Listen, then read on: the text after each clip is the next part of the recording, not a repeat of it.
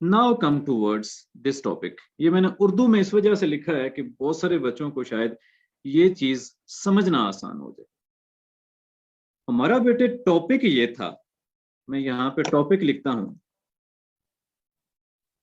Corruption is the major cause of bad governance in Pakistan. अब ये corruption is the major cause of bad governance in Pakistan, लोग क्या करते क्या हैं। मैंने पहले लेक्चर में ये अर्ज किया था कि हमारे स्टूडेंट का प्रॉब्लम ये है कि जो ये याद करते हैं, इनकी ख्वाहिश होती है जी पूरे का पूरा वहां पे हमने लिख के आना। जो हमारे पास इल्म के दरिया बह रहे हैं ना, वो सारे हमने पेपर के ऊपर बहा के आने। This is the major cause of failure in English essay. अब इसमें बच्चों ने क्या किया, मेरे पास जो 60 के करीब स्टूडेंट्स के एसेज आए हैं, उन्होंने जो टेक ली है या जिस तरह से उन्होंने ऐसे अटेम्प्ट करना इस टॉपिक को मुनासिब समझा है, उन्होंने सबसे पहले इस टॉपिक पे बेटे क्या किया है कि इंट्रोडक्शन लिखा है, मतलब आउटलाइन में इंट्रो दिया है, फिर जनाब करप्शन की टाइप्स दी हैं, फिर करप्शन जो है इसकी काजेज दी हैं, फिर इसके इम्पैक्ट्स दिए हैं, और उसके बाद साहिबान ने जनाब सजेशन दिए हैं कि करप्शन किस तरह खत्म की जाए। अब मैं एक छोटा सा सवाल आपसे करता हूं, मैं आपसे कहता हूं जी मुझे ये बताएं कि पाकिस्तान में एनर्जी क्राइसिस जो है इसका सॉल्यूशन क्या है, इसका हल क्या है, कैसे आप एनर्जी क्राइसिस को खत्म करेंगे। एक बच्चा मुझे जवाब देता है कि सर इसका हल ये है कि हम जो है ना,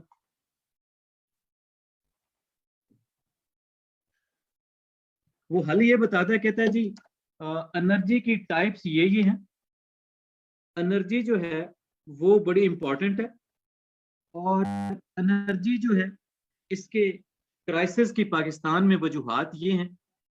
इसके अलावा पाकिस्तान में जो है वो ये सेक्टर हैं जो इससे इफेक्ट हो रहे हैं, और फिर वो बताया गया जी इसकी वजह से जनाब बैड गवर्नेंस आ रही है, ये हो रहा है वो हो रहा है, ये सारी कहानी वो लिख के आए।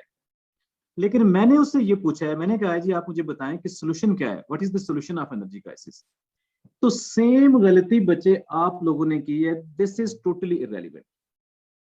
आप सारे का सारा मतलब टाइप्स काजेज हर चीज ठीक लिख के आए हैं, दिस इज इरेलीवेंट। इरेलीवेंट का नंबर कोई नहीं होता। मैं आपसे पूछ रहा हूँ, आपने ऐसे के टॉपिक कोई नहीं समझा ना, थोड़ा सा गौर करके अब चीजों को पढ़ना आपने सीखना है। वो कॉलेज और यूनिवर्सिटी वाला जो है ना, हम बर्ड आई व्यू लेते हैं चीजों की, उससे बाहर निकलना है। Because you are going to become the officers, आप पॉलिसी मेकर्स बनने जा रहे हैं, आपने वहां पे डिसीजंस करने हैं। अब ऐसे हैजर्डली चीजों को देख के किस तरह से डिसीजन कर सकते हैं। आपसे पूछा ये जा रहा है कि पाकिस्तान में जो बदउनवानी है, ये जो करप्शन है, ये गुड गवर्नेंस ना होने की सबसे बड़ी वजह। सो दिस ऐसे is on governance, basically this is not on corruption. दो टॉपिक्स हैं जिनको इंटरलिंक किया गया, ठीक है। अब बैड गवर्नेंस और करप्शन को इंटरलिंक किया गया कैसे। अब करप्शन की हर वो इम्पैक्ट जो गवर्नेंस को इफेक्ट कर रहा है, आपने उसको लिंक करके लिखना है। करप्शन की वजह से ये नुकसान आ रहा है, ये इम्पैक्ट आ रहा है जो बैड गवर्नेंस का आ रहा है, ये इम्पैक्ट आ रहा है जो बैड गवर्नेंस का।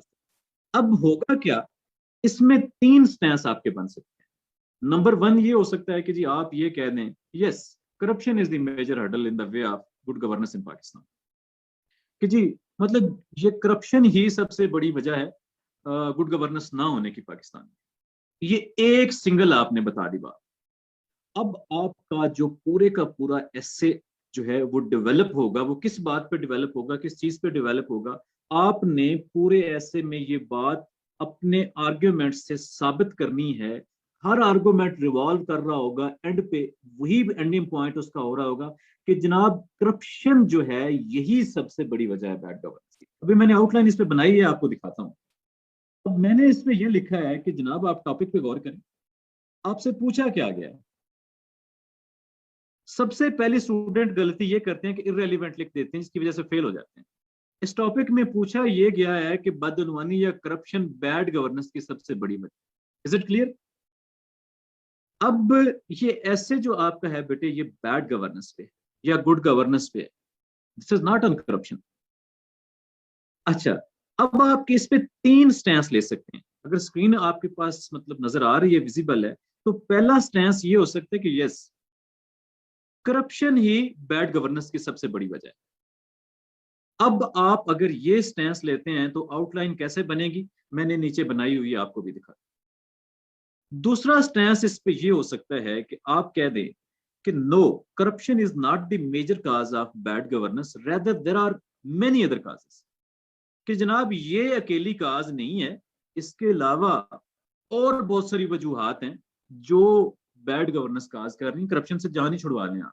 This is your thesis statement, kind of stance, kind of take in the direction in which you are going to defend your topic. और तीसरा स्टैंस आपका ये हो सकता है कि corruption is one of the major causes of bad governance along with many others. This is safe side. आपने कह दिया है जी करप्शन जो है ये बहुत बड़ी वजह है, लेकिन इसके साथ साथ और भी काफी सारी वजूहत। मुझे आपके क्वेश्चंस काफी सारे आ गए, क्वेश्चंस लिंक बैठ गया। स्क्रीन शेयर हो रही है जी, नजर आ रही है स्क्रीन? अच्छा जी, आयशा मुझे कह रही है जी प्लीज स्पीक इन इंग्लिश। ये अंग्रेज कहाँ से आ गए हैं जी? मुझे असल में बेटे अंग्रेजी आती नहीं है, इस वजह से मैं उर्दू में जो है समझाने की कोशिश कर रहा हूँ। अच्छा, अब इस पे जो मैंने रिमार्क्स दिए हैं, मैंने ये कहा है कि सपोज अगर आप ये फर्स्ट वन स्टैंस लेते हैं, if you select the first one, आप कहते हैं नहीं जी मैंने पहले वाली टेक पे लिखना है, आपकी आउटलाइन क्या बनेगी? What would be the outline points? हम इस तरह से मूव करेंगे। लुक एट दिस, इंट्रोडक्शन आ जाएगा पहले नंबर पे हमारा, उसके बाद हम लिखें जी correlation of corruption and bad governance. हम 2-3 पॉइंट्स में ये बात बताएंगे एग्जामिनर को जनाब के अब ये जो what is the correlation between corruption and bad governance या गुड गवर्नेंस, सॉरी। हम इसमें ये लिख सकते हैं कि करप्शन और गुड गवर्नेंस का इनवर्स रिलेशन है, ठीक है, they are having the inverse relation. एक बढ़ेगी तो दूसरी कम होगी। ऑफ कोर्स करप्शन अगर ज्यादा होती है तो आपकी जो गवर्नेंस का प्रोसीजर्स हैं दैट वुड बी इफेक्ट, ठीक है। अब उससे आगे देखिए, चीजों को सिंपल लिखें यार, ऐसे में don't make the things complex. Once you will write in this fashion making the things complex, definitely ये आपकी फेलियर की तरफ चीजें लेके जाएंगे। Because once your examiner is unable to understand your stance, unable to understand your ideas, whatever you are going to write, definitely वो cross कर देगा। क्रॉस करेगा तो आपकी जनाब ये क्या बात है कि फेलियर की तरफ आप मूव करेंगे।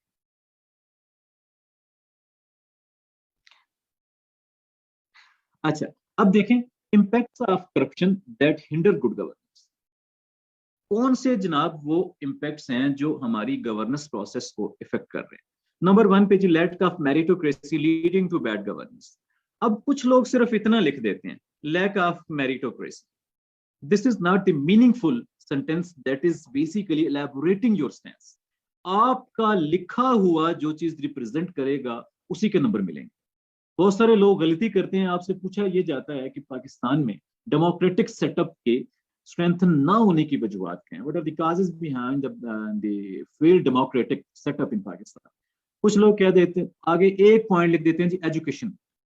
असल में वो ये लिखना चाह रहे होते हैं कि अनएजुकेटेड पीपल, इलिटरेसी, लेकिन वहां पे वो एजुकेशन अपने तौर पे वो सही समझ रहे होते हैं जी, दिमाग मेरे में यही है कि जी एजुकेशन नहीं है, that's why people are unable to decipher the reality, what is transparency, या उनको किसको वोट देना चाहिए, वो डिसीजन मेकिंग उनमें नहीं है।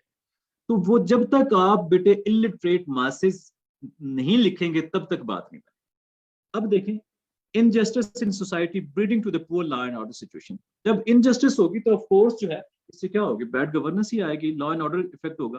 Corruption in electoral process brings incapable leadership on top. अब ये बेसिकली करप्शन के वो इंपैक्ट्स हैं सारे जो आपकी बैड गवर्नेंस की तरफ लेके जा रहे हैं।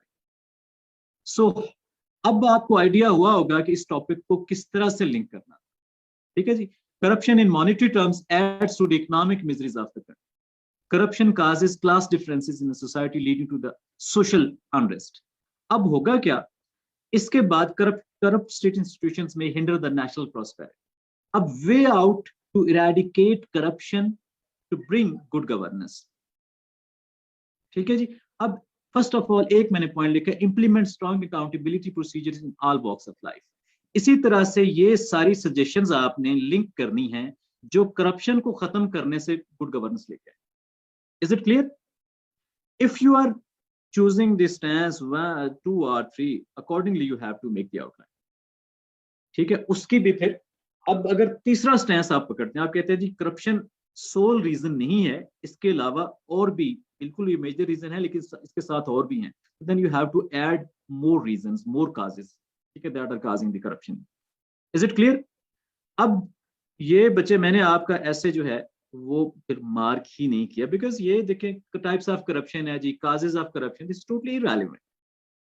इसी तरीके से अभी मैं दिखाता जाता हूँ आपको, ये हरम का ये तो लास्ट टाइम जो है हो गया था चेक, ये मैंने दोबारा मार्क नहीं किया, लास्ट टाइम ये हो गया था. अब देखें Azra Ali, corruption is the major cause of bad governance in Pakistan. ये लिख रही हैं absence of government writ, playing extortion despite paying taxation, ये कोई इस तरह का पॉइंट. अब मुझे बताएं कि मैं इससे क्या अंडरस्टैंड करूं. चीजों को जब आप क्लैरिटी के साथ, आप जब खुद क्लियर नहीं है तो आप पेपर के ऊपर कैसे क्लैरिटी के साथ, ये पॉइंट आपके सारे ठीक, कहीं से लिंक नहीं किया हुआ, हैप्पैज़र्डली. अब ये थोड़ा सा हैप्पैज़र्डली लिखना बेटे छोड़ दें अगर आपने ऐसे राइटिंग सीखनी है. Is it clear?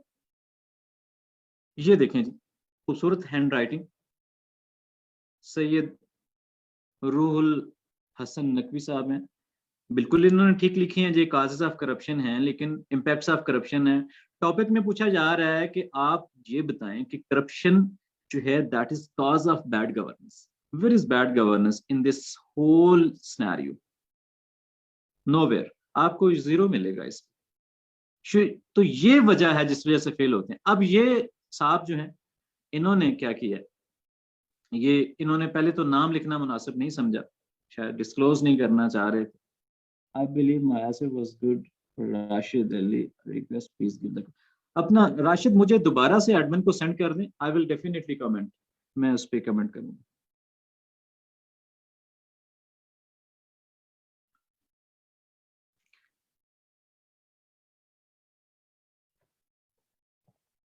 आयशा बच्चे, ये एक डमी आउटलाइन या उस पेपर को मार्क करते हुए, फॉर एग्जांपल कह लें मैंने एक आउटलाइन बनाई है, इसकी ऐसे की जो फाइनल आउटलाइन है मैं आपको शो करूंगा, उसमें कंक्लूजन भी आपको नजर आएगा. थोड़ा सा hold on, everything would be explained in detail. There is volume issue, आप फेसबुक से ज्वाइन कर लें जिनको वॉल्यूम इशू आ रहा है. अब यार हम आपका इंटरनेट प्रॉब्लम तो नहीं फिक्स कर सकते ना, थोड़ी सी जहमत कर लिया कर. अब ये लिख रहे हैं जी corruption is a slap on good governance.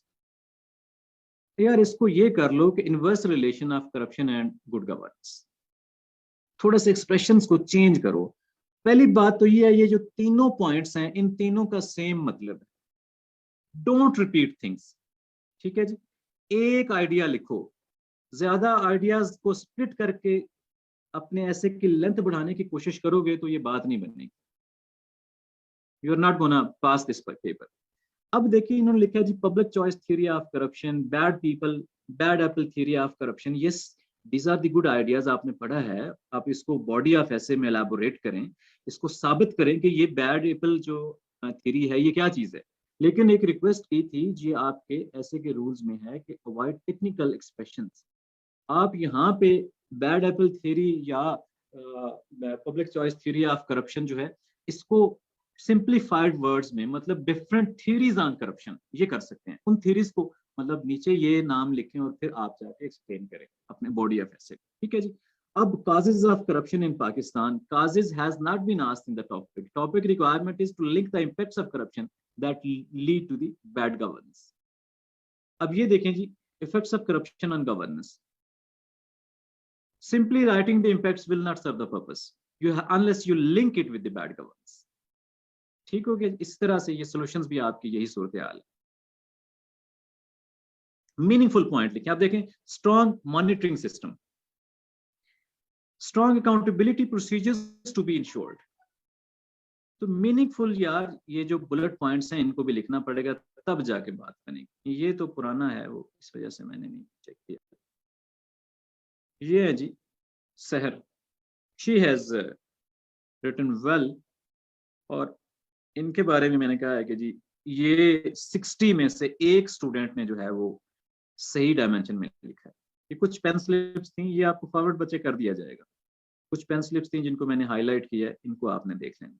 ये जनाब को स्कॉलर टाइप मुझे बच्चा लगता है, इन्होंने वो जो एक बच्चे ने क्वेश्चन किया है जी, हम आउटलाइन से पहले जो है वो थीसिस स्टेटमेंट लिख सकते हैं या नहीं, इन्होंने लिखी है ये थीसिस स्टेटमेंट। अब इनकी जो है आउटलाइन से पहले थीसिस स्टेटमेंट है, और इसमें गलतियां चेक कर लें तो 3 सेंटेंसेस में 1 2 3 4 5 6 और 7 इनकी मतलब जो है वो मिस्टेक्स हैं, एरर्स हैं जो इनके इस सेंटेंस में है। एग्जामिनर जहमत नहीं करेगा आगे जाने की। स्टम्बलिंग ब्लॉक, इसी तरह से अगेंस्ट नहीं इन आएगा। अब इसमें आउटलाइन जो है, आउटलाइन मुझे पहली दफा इत्तेफाक हुआ है इस तरह की आउटलाइन देखने का। बच्चे देखें, अब कंसेप्चुलाइजिंग या conceptualisation of the term corruption, very right, ठीक है, फिलॉसफी है या आप एलैबोरेट करना चाह रहे हैं, लेकिन डोंट मेक द पैराग्राफ्स। ये पैराग्राफ्स नहीं चलते, you have to write the bullet points. ये मैंने लिख दिए हैं, आपने यहाँ से देख लेने, ये वो पीछे वाली आउटलाइन है, ठीक है। इसको यार थोड़ा सा इस साइड पे लेके जाओ, आपने भी थोड़ा अवे टॉपिक से स्ट्रेट टू दी पॉइंट यार जवाब दिया करो जो पूछा जाता है। अब ये इस बच्चे ने क्या किया, corruption is the major cause of bad governance in Pakistan. ये कहते हैं जी सिंस इट्स पाकिस्तान बिकेम, यार क्यों आप कम्प्लेक्स करना चाह रहे हो चीजों को? आपको अगर अंग्रेजी मुश्किल लिखनी नहीं आती तो क्यों अपने आप को मुसीबत में डालते हो? सादा लिख लो, ठीक है, सिंस 1947 लिख लो। Pakistan became hostage to the feudals and colonial mindset rulers. System of country worked for the interest of few dozen families. बच्चे इसमें देखो दो तीन चीजें, एक तो ये है कि आपने कभी भी जो हार्श लैंग्वेज है उसको नहीं लिखना। कोशिश करें कि माइल्ड लैंग्वेज, माइल्ड एक्सप्रेशन हो आपका। Like country has become hostage to the feudals. This is a you may say a sweeping statement. Of course we are watching at the things. अब देखिए, इसकी मैं मिसाल ऐसे देता हूँ कि एक लेमैन से पूछा जाता है ना जी, पाकिस्तान के सबसे बड़ा मसला क्या है, यहाँ जो मसाइल हैं इनके पीछे कौन है? अब एक लेमैन का जवाब होगा जी जो करवा रहा है अमेरिका करवा रहा है। लेकिन एक जो सीएसएस का एस्पायरेंट है वो इसी बात को किस तरह से लिखेगा? वो ये कह देगा कि along with the domestic challenges, foreign powers या big powers are having monopoly in the domestic affairs of the third world countries, including Pakistan. अब बात उसने वही कर दी है, लेकिन एक तरीके से मैंने मिसाल समझाई थी कि 4 बच्चे हैं, एक ही इंफॉर्मेशन दे रहे हैं, ठीक है जी। इंफॉर्मेशन क्या दे रहे हैं कि आपके वालिद की डेथ होगी, एक कह रहा है जी तेरा अब्बा मर गया, एक कह रहा है जी तेरा बाप मर खप गया, एक कह रहा है जी तेरा वालिद मोहतरम की वफात होगी, एक कह रहा है जी आपके वालिद इस दुनिया में नहीं रहे। Information is the same but expression is different. जो माइल्ड और अच्छा एक्सप्रेशन होगा उसी को अप्रिशिएट किया जाएगा। इन द सेम वे आपने बात भी अपनी करनी है और एक्सप्रेशन भी अच्छा रखना है। अब इसमें मैंने, अब आपने मुश्किल लिखना सीखा, मतलब स्टार्ट किया तो एक दो सेंटेंस मैंने आपके लिए लिख दिए हैं कि आप इसको इस तरह से ले सकते हैं। Pakistan seems to be caught in web of corruption since its inception. Moreover, the feudal mindset of ruling elite has added fuel to fire for their vested interests. बात वही लिखी है आप वाली। अच्छा, Pakistan has been in grip of corruption resulting in feudalistic model of governance. आप वाली बात है, लेकिन इसको मैंने चेंज कर दिया। तो बेटा जी इस तरह से इसको लेके चलें। आपकी आउटलाइन थी, दैट्स वाई मैंने आप मार्क इस ये मतलब बड़ी कॉम्प्लेक्स किस्म की कोई आउटलाइन जो है आपने लिख के भेजी है। Don't write outline in this session. इसको सिंप्लीफाइड वे में, मतलब बुलेट पॉइंट्स पे आपकी आउटलाइन मैक्सिमम टू पेजेस में होनी चाहिए। अच्छा जी, Hifza Rashid, although corruption is a major reason of weak institutions, poor law and order institution, but means of increasing corruption can be controlled. अब देखें कि इस बच्चे ने जो मतलब स्टैंस लिया है करप्शन के ऊपर, corruption is the main reason of weak institutions. Weak institutions का पूछा ही नहीं है, गवर्नेंस का पूछा हुआ है, poor law and order situation. ठीक है, मतलब आप एम्प्लॉयड मीनिंग में मैं कह रहा हूँ ये ठीक है, इट्स फाइन। लेकिन आगे क्या लिखते हैं, how corruption is measuring increasing due to bad governance. अब इन्होंने उल्टा कर दिया, how corruption is increasing due to bad governance. अब इन्होंने इसको इस सेंस में लेना शुरू कर दिया है कि जी bad governance is causing corruption, weak institutions of the governance. इसको बेटे वाइस वर्सा लिखना पड़ेगा। ठीक है जी राशिद, आपका मेरे पास ये पेपर आया, if you are that Rashid Hussain जो आप अभी मैसेज मुझे कर रहे हैं, आपका ये पेपर मेरे पास पहुंचा, तो ये पुराने वाला है, नया टॉपिक वाला नहीं मिलता मुझे। ये तो ठीक है, आपने अच्छा लिखा, इसको मैंने मार्क इस वजह से नहीं किया कि नया टॉपिक नहीं आया। ये देखें बच्चे, आपका ऐसे भी मैंने सारा नहीं चेक किया, उसकी वजह आपने भी वही काम किया हुआ, types of corruption, impacts of corruption, और आप जब पेपर से बाहर निकलते हैं फिर आप कहते हैं जी मैं तो सारा ठीक लिख के आया।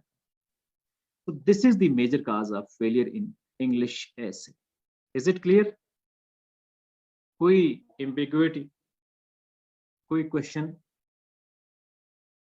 अच्छा बच्चे, आप अपना जो है हमारा व्हाट्सएप ग्रुप है, नंबर आप हमारी वेबसाइट पे भी गिवन है, जोन का नंबर है, उस पे रिक्वेस्ट भेजें अपनी, तो you would be added in the WhatsApp group, और वहाँ पे आपके असाइनमेंट्स पीडीएफ फॉर्मेट में, कोशिश किया करें यार, स्नैपशॉट लिया करें कैम स्कैनर में, और कैम स्कैनर से पीडीएफ फॉर्मेट में सेंड करें, ताकि मुझे यहाँ पे सॉफ्टवेयर में इसको ऐड करना ईजी हो जाए। ठीक हो गया जी बच्चे, मुझे जो मिले हैं ऐसे वो मैंने चेक कर दिए। एक तो इशू ये है कि आपके ऐसे आ रहे होते हैं, एक का एक दिन आ रहा है, एक का 5वें दिन आ रहा है, एक का तीसरे दिन आ रहा है, एक की जनाब तस्वीरें आ रही हैं। अभी आज मुझे भी एक बच्चे का कोई कुमार है इनका मिला है ऐसे, लेकिन वो at the nick of time, मतलब एंड ऑफ टाइम मुझे मिला है जब मैं क्लास स्टार्ट करने जा रहा था। शायद एडमिन बता रहे थे कि उन्होंने पहले तस्वीरें भेजी हैं, स्नैपशॉट्स मतलब विल नॉट वर्क, आपको जो है भेजना पड़ेगा इस फॉर्म में। हाँ जी, दिलीप कुमार, एग्जैक्टली आपका ऐसे था, आपका ऐसे मुझे अभी मिला है, तो इंशाल्लाह it would B evaluated in the next session. अगर ऐसे करप्शन होता सिर्फ तो सर काजी, हाँ जी रूल हसन नकवी, अगर आपका ऐसे सिर्फ होता ना करप्शन इन पाकिस्तान, तो फिर ठीक था, फिर आपकी आउटलाइन भी ठीक थी, फिर everything was fine. Push exam online like today's university exam?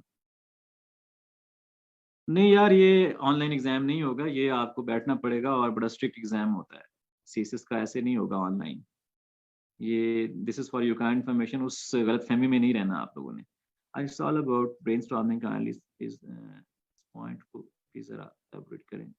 Brainstorming is very important बच्चे, मैंने पहले लेक्चर में, अगर मेरे पहले लेक्चर पढ़े हुए रिकॉर्डेड उसको सुने, तो हमने स्टार्ट ही ब्रेनस्टॉर्मिंग से किया था कि आप रफ आइडियाज अपने माइंड में लेके आए, फिर उनको जो है तरतीब दें, उसके बाद फिर आप अपने टॉपिक की तरफ मूव करें। ब्रेनस्टॉर्मिंग के लिए याद रखो, मैंने आपको बताया जो आपको असाइनमेंट दे रहा हूँ, जो टॉपिक दे रहा हूँ, फॉर गॉड सेक उसके लिए कॉपी पेंसिल लेके बैठ के उस वक्त ही उसको असाइनमेंट बना के अपनी जान छुड़ा के साइड पे नहीं होना।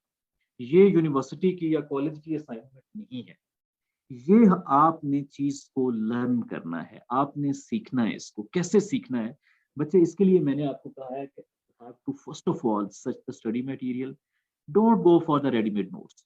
आप इसके लिए गूगल से उस टॉपिक से रिलेटेड उस टॉपिक को स्प्लिट कर लें। जैसे अभी करप्शन है, corruption is the major cause of bad governance in Pakistan. अब बैड गवर्नेंस की काजेस जो है वो सर्च करो गूगल से, रिसर्च पेपर इस पे पढ़ो, कम से कम आपको 20-25 पेजेस तो इस पे पढ़ने चाहिए टॉपिक। उसके बाद फिर जाओ रेडीमेड आउटलाइंस जो आपके सोशल मीडिया पे पड़ी हैं या आपके इंटरनेट पे पड़ी हैं, उनको देखो। उसके बाद आपको अगर कोई नोट्स मिलते हैं रेडीमेड, उनको देखो। ये सारी चीजें करने के बाद आप इसको बेशक अपने सारे मटेरियल को सामने रखो, पहली दफा ऊपर से देख के आप चीजों को आउटलाइन बनाओ। ये बच्चे एक कंप्लीट एक्सरसाइज है जिससे आपकी लर्निंग होगी। अगर आपने दूसरा तरीका इस्तेमाल करना है जो पाकिस्तान की 90% बल्कि 99% सीसीएस एस्पायरेंट्स कर रहे हैं जी, रेडीमेड नोट्स मिल रहे हैं जी, 5 ऐसे याद कर लिए, 20 पैराग्राफ याद कर लिए, चलो जी देख लेते हैं जी, हो जाता है। 3 अटेम्प्ट में फेलियर के बाद मुंह बना के बैठे होते हैं, नहीं जी मैंने तो बहुत पढ़ा था, हुआ नहीं है, किस्मत में नहीं। तो भाई किस्मत आप बनाने वाले मतलब एफर्ट तो करो, ठीक है, जब आप एफर्ट करोगे तो किस्मत भी जो है वो बेहतर हो जाए। ठीक हो गया जी। तो इसको हैप्पैज़र्डली ऐसे ही नहीं लिख देना। अभी असाइनमेंट्स आपकी स्टार्ट होंगी, मैं आपसे 20 असाइनमेंट्स जो है वो करवाऊंगा, 20 के करीब असाइनमेंट्स। आज आपको पहली जो है मेजर असाइनमेंट दी जाएगी। अब ये मेजर असाइनमेंट्स कौन सी हैं? ये वो बेसिकली आपके इंफॉर्मेशन है या नॉलेज, बैकग्राउंड नॉलेज है जो हमने तैयार करना है, और आपके हर ऐसे में ये पॉइंट्स आपका स्टैंस डिफेंड करने में काम आए। ठीक हो गया जी। ओके जी। अभी ऐसे की आउटलाइन पे डायरेक्ट चलते हैं, ये रूल्स फिर पढ़ाते हैं आपको बाद में।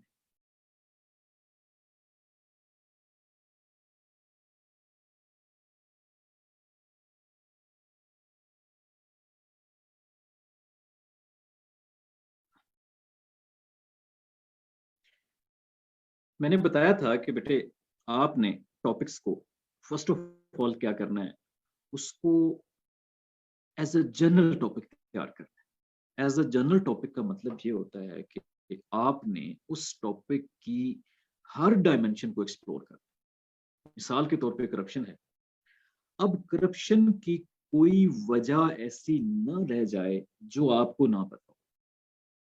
याद रखो, फॉर गॉड सेक मैं आप लोगों से ये रिक्वेस्ट कर रहा हूँ कि यार अगर ऐसे का पेपर पास करना है तो ये बहुत आसान है, बहुत आसान है, लेकिन हमारा प्रॉब्लम ये है कि हम इस पेपर को बिल्कुल नहीं पढ़ते। इसको पास करने का तरीका ये है, आप पाक अफेयर पे 5 किताबें पढ़ लेते हैं, आप जनाब यूएस हिस्ट्री पे पढ़ लेते हैं, इस पेपर को आपने यतीम छोड़ा हो। इस पेपर पे आप कहते हैं जी नवंबर दिसंबर में जाके एक आध ऐसे लिख लेंगे, ठीक है जी। तो इस तरह से बात नहीं बनेगी, इसको एज अ सब्जेक्ट तैयार करें। 20-25 टॉपिक हैं, इससे ज्यादा नहीं है। मीनिंग देयर बाय 20-25 क्वेश्चन है, एक क्वेश्चन को उठा लें। लाइक करप्शन कॉमन टॉपिक है जिसपे आप पिछले 1973 से ऑनवर्ड उठा के देखें, 1973 से ऑनवर्ड के पेपर उठा के देखें, आपके तकरीबन कोई ऐसा पेपर नहीं होगा जिसमें ये टॉपिक ना हो। Corruption, good governance, bad governance, democracy, disaster management, women, education, poverty, unemployment, उसके अलावा एक्सट्रीमिज्म, टेररिज्म, इसके अलावा जी डिजास्टर मैनेजमेंट, क्लाइमेट चेंज। आप सारे ऐसे उठा के देख लो, इन वन वे और द अदर ये टॉपिक लाजमी रिपीट होते हैं, क्योंकि आपके पेपर में बेटा जी 10 टॉपिक आपसे पूछे जाते हैं, and you are suppose to write an essay on one of the 10 topics. उन 10 में से एक पे आपने ऐसे लिखना होता है, और उनमें से 3 या 4, ये जो टॉपिक मैंने अभी आपको गिनवाए हैं, 3 या 4 इनमें से जरूर आए हो। अब इशू क्या है? आप कहते हैं जी हमें तो आपने पढ़ाया था करप्शन इन पाकिस्तान, उधर उसने पूछ लिया है कि when gold rusts what shall iron do, if gold rusts what shall iron do. तो ये तो हमें आपने नहीं पढ़ाया था। अच्छा, फिर आप कहते हैं हमें तो आपने पढ़ाया था जी दूसरा एनर्जी क्राइसिस इन पाकिस्तान, तो वहां तो उसने पूछ लिया है कि the major hurdle in the way of prosperity is the energy crisis. उसने वहां पे ये पूछ लिया, ये तो आपने करवाया ही नहीं था। बेटा जी जब रटा रटाया लेके जाएंगे, नोट से ऊपर ऐसे पढ़ के जाएंगे, तो फिर ये आप अटेम्प्ट नहीं। ये जो 12-13 टॉपिक मैंने आपको गिनवाए हैं, इसको हर एंगल से तैयार करो। They all are interlink. आज आपको बताने का मकसद ये था कि करप्शन और गुड गवर्नेंस को लिंक किया हमने। मतलब करप्शन के इम्पैक्ट्स जो हैं वो गुड गवर्नेंस को किस तरह से इम्पेक्ट कर रहे हैं और उसके सॉल्यूशंस क्या हैं, ये चीज आप आज के टॉपिक में, जिसमें से 60 में से सिर्फ एक बच्चे के या 2 बच्चों ने कुछ टॉपिक की तरफ लिखना जो है वो गवारा किया है, बाकी तो सारा काजेज इम्पैक्ट्स एक वो सेट पैटर्न के ऊपर चल रहे हैं। नहीं तायरा बच्चे, जरूरी नहीं है कि इन कंटेक्स्ट, तायरा पूछ रही है कि जी is it necessary that these topics will always be asked in the context of Pakistan? This is not necessary. ये आपको इंटरनेशनली भी पूछे जा सकते हैं। यही तो मैं बात कर रहा हूं कि हमने टॉपिक की निटी गिटी में जाना है। आपको बिलीव मी, करप्शन का टॉपिक एक दफा तैयार करना पड़ेगा। अगर ये 15 टॉपिक हैं तो 15 हफ्ते इस पे लगा लें। एक टॉपिक को 1 वीक तैयार करें, मतलब उस पर 3-4 दिन रिसर्च करें, अगले 3-4 दिन उसको स्टडी करें, उसके बाद फिर आप क्या करें, कम से कम 10 या 15 पेजेस की उस टॉपिक के ऊपर आउटलाइन बना। आउटलाइन का मतलब ये नहीं है कि ये वाली आउटलाइन, रफ आउटलाइन जिसमें बुलेट पॉइंट्स इंफॉर्मेशन लिखी हो, वो आपके करप्शन के जो ऐसे है उसके नोट्स होंगे।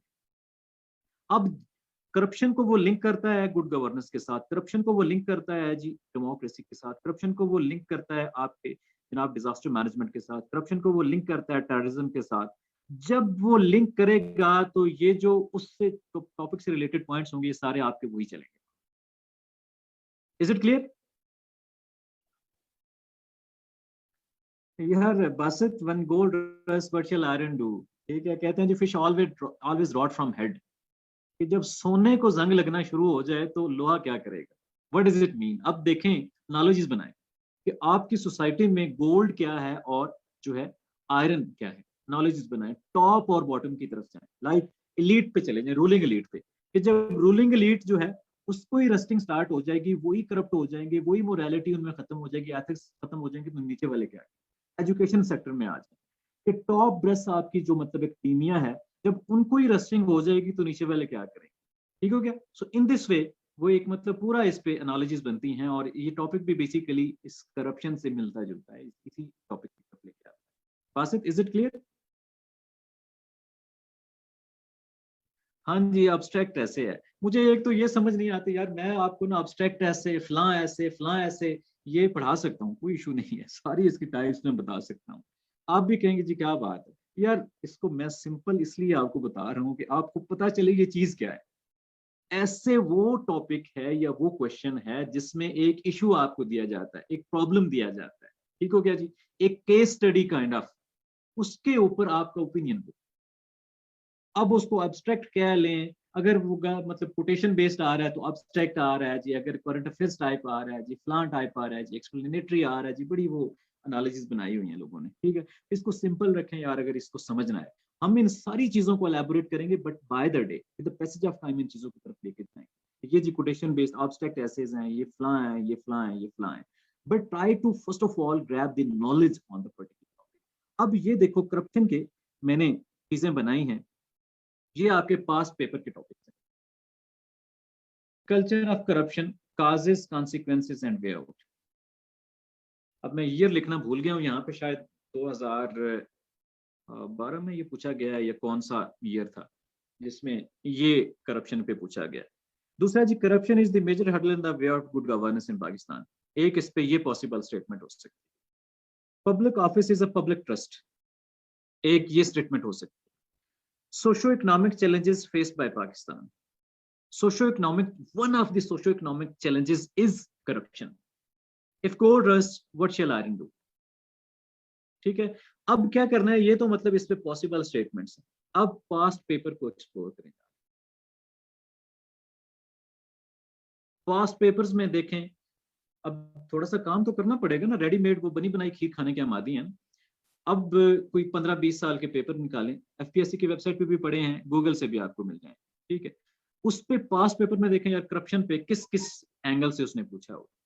1 वीक की रिसर्च करें कि काजेज ऑफ करप्शन क्या है, इस पे रिसर्च पेपर पढ़ें, पास्ट पेपर्स, इस पे आर्टिकल्स पढ़ें, ठीक है जी, कॉलम जो आपके न्यूज़पेपर्स के हैं। Consequences of corruption in modern world, developed world, in third world countries, in south Asia. Way out, अब देखो यार, जो दुनिया में मतलब एक इंटरेस्ट की बात है ना, अब हमारा इंटरेस्ट नहीं होता। इंटरेस्ट की बात ये है कि हमें ये कहा जाता है कि जी वेस्टर्न वर्ल्ड बड़ी मॉडर्न हो गई है, वहां पे कंपैरेटिवली करप्शन कम है, वहां पे कंपैरेटिवली हालात बेहतर हैं, लॉ एंड ऑर्डर सिचुएशन बेहतर है, गवर्नेंस बेहतर है। यार सवाल ये पैदा होता है कि अगर हम यूरोप की बात करें तो यूरोप की डार्क एजेस को आप स्टडी करें, you will come to know कि यार जिस फेज से आज साउथ एशिया गुजर रहा है, वही हालात, इनसे भी बदतर हालात थे। लेकिन इंटरेस्ट टू डेवलप हो कि यार उनके कौन से हालात थे और कौन सी उनके हाथ में ऐसी वो जादू की छड़ी आई, उन्होंने इसको बेहतर कर दिया। ठीक है, तो वो जो उन्होंने मॉडल अपनाया या उन्होंने जो सोल्यूशन देखे, उस सोल्यूशन को ही हम कोट करेंगे, वही हमारी वे आउट होगा। वन वन ऑफ दी मतलब। अब मैंने जो आपको असाइनमेंट तैयार करवानी है, असाइनमेंट्स मिसाल के तौर पे आज की असाइनमेंट आपको मैं दूंगा जी, नेल्सन मंडेला।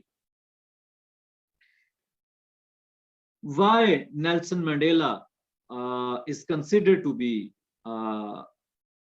मतलब कह सकते हैं कि charismatic leader or you may say a successful leader of the world। उसके पीछे उसकी जनाब स्ट्रेंथ्स, उसके सक्सेसफुलनेस के पीछे जो मतलब पॉइंट्स हैं वो आपने देखने हैं। मतलब थोड़ी सी बायोग्राफी उसकी देखनी पड़ेगी कि क्या स्ट्रगल थी और उसने रिफॉर्म्स कौन कौन सी दी। एक point.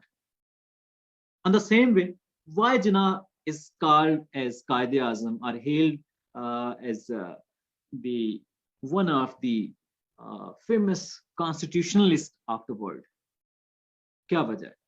In the same way, Nehru के ऊपर थोड़ी सी रिसर्च करेंगे, गांधी के ऊपर रिसर्च करेंगे, हम जॉर्ज वाशिंगटन के ऊपर रिसर्च करेंगे, उसके अलावा हम विंस्टन चर्चिल के ऊपर रिसर्च करेंगे कि उसने कैसे दूसरी जंग अजीम जो है उसमें कामयाबी ली, हिटलर के ऊपर, क्योंकि हमने चीजें कंट्रास्टिंग में भी लेके जानी। अब ये जो मैंने पॉइंट आपको दिए हैं, ये क्यों दिए हैं? हम ऐसे तैयार कर रहे हैं जी गुड गवर्नेंस। उसमें एक पॉइंट हम कहते हैं जी, गुड गवर्नेंस इस वजह से नहीं है कि यहाँ पे लीडरशिप नहीं।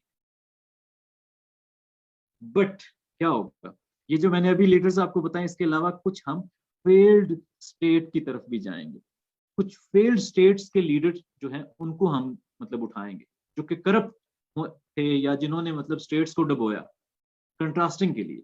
जब लीडरशिप की बात आएगी तो इनमें से दो तीन के नाम उठा के आप पैराग्राफ में लिखेंगे, इन्होंने ये किया था, स्टेट को डुबो दिया। तो ऑन दी अदर हैंड ये वाले लीडर थे, उनकी ये पॉलिसीज थी जिन्होंने इस इशू को जो है कंटेन किया, इस इशू को एड्रेस किया और मुल्क के हालात जो है बेहतरी की तरफ है।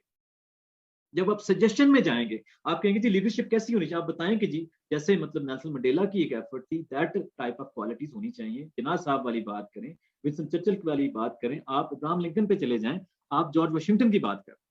जब ये आप रेफरेंस पॉइंट कोट करेंगे, उनकी एक दो पॉलिसीज दरमियान में कोट कर देंगे, तो this will fortify your knowledge.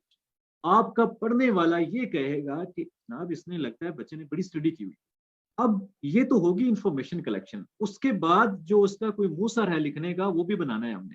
जैसे आपने वो एक पूरी मुझे खिचड़ी बना के भेज दी है ना, ये अभी जो हम एफर्ट कर रहे हैं लिखाने लिखवाने की, आपकी ये खिचड़ी को दूर करने की कोशिश कर रहे हैं। ये एक असाइनमेंट मैंने आपको बताई। इसी तरीके से हम मूव करेंगे, डिफरेंट करेंगे, रेवोल्यूशन की बात करेंगे, पूरी दुनिया की मतलब है, उससे तकरीबन कोई 20 के करीब हम टॉपिक्स आपको तैयार करवाएं। फिर वो पूछेगा आपसे जी करप्शन बताएं, आप एक एक पॉइंट जो है उठा के उस पर मुंह मारेंगे कि जी ये था करप्शन, ये हुआ, ये हुआ, यूं हुआ, यूं हुआ। हमें फिर किसी के नोट्स से ये चीज नहीं देखना पड़ेगी कि जनाब हमें उस नोट्स में ये पैराग्राफ लिखा हुआ था, मैंने वो याद कर लिया। नो यार, देखो ये आपका नॉलेज है, आप टॉपिक को डिफेंड कर रहे हो, यूं समझें आप एक डिस्कशन में बैठे हो, आपके पास नॉलेज ही नहीं है। आपने सुनी सुनाई बात करने में और जो आपको चीजें पढ़ी हुई हो उसमें बड़ा फर्क हो। Is it clear?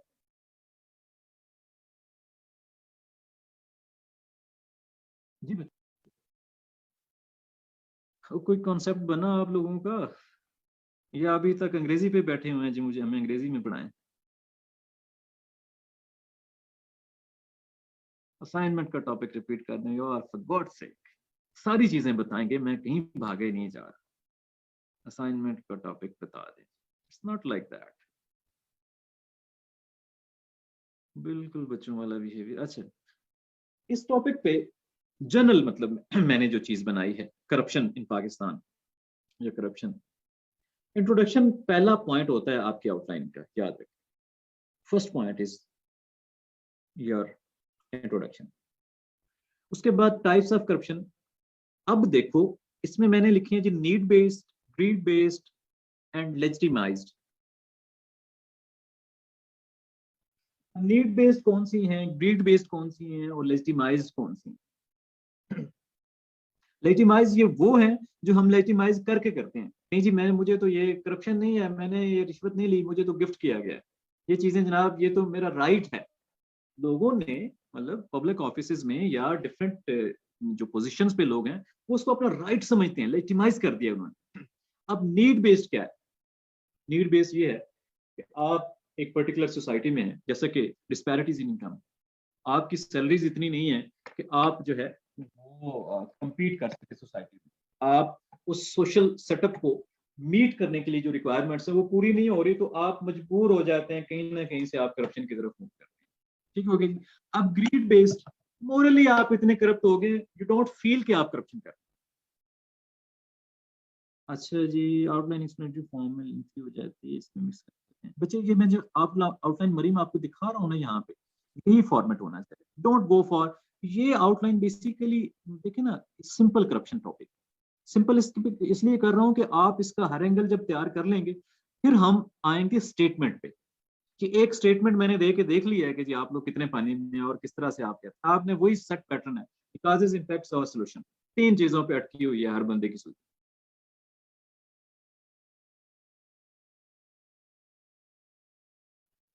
ठीक है जी। अच्छा जी, ग्लोबल स्टेटस ऑफ करप्शन करें जाके रिसर्च जरा। अब इसमें आपने क्या करना है कि ये जो ट्रांसपेरेंसी इंटरनेशनल की रिपोर्ट्स हैं, इसी तरह से जो करप्शन इंडेक्स आते हैं आपके पास, उस पर देखें कि टॉप जो है 5 करप्ट नेशन कौन सी हैं और इसके पीछे काजेज कौन कौन सी हैं। ठीक है जी। अगर वो करप्ट करप्ट नेशंस हैं तो उसके पीछे काजेज कौन कौन सी हैं। लाइक अफ्रीकन कंट्रीज की आपको मिसालें मिलेंगी, थर्ड वर्ल्ड कंट्रीज की मिसालें मिलेंगी। उसके पीछे आपको जो मुहर्रिक नजर आएंगे ना, जो उसके पीछे काजेज नजर आएंगी, जो उसके पीछे फैक्टर नजर आएंगे, वो कॉमन होंगे पूरी दुनिया में। मतलब प्लस माइनस के साथ तकरीबन जो है कॉमन ही होंगे। ठीक हो गया जी। वो मलेशिया का था एक गालबन, या फिलीपीन का था, क्या ना, फर्डिनेंड मार्कोस। फर्डिनेंड मार्कोस के बारे में कुछ जानता है बंदा?